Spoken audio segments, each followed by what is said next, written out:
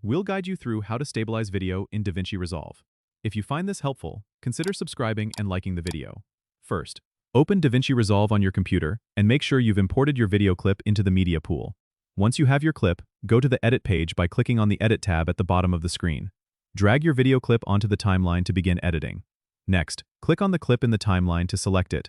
Then look over to the top right corner of the screen and find the Inspector panel. If the inspector isn't visible, you can enable it by clicking on the Inspector button located in the upper right area. Within the inspector, scroll down until you see the Stabilization section. Click on the Stabilization arrow to expand this section.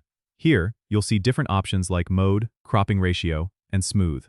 For Mode, you can choose between Perspective, Similarity, and Translation, with Perspective often being a good starting point for most clips.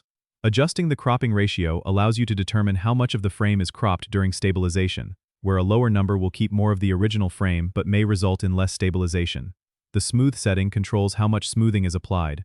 You can start with the default value and adjust as needed. Once you've set your options, click on the Stabilize button. DaVinci Resolve will analyze the clip and apply the stabilization effect. After the process is complete, play back the video to see the results.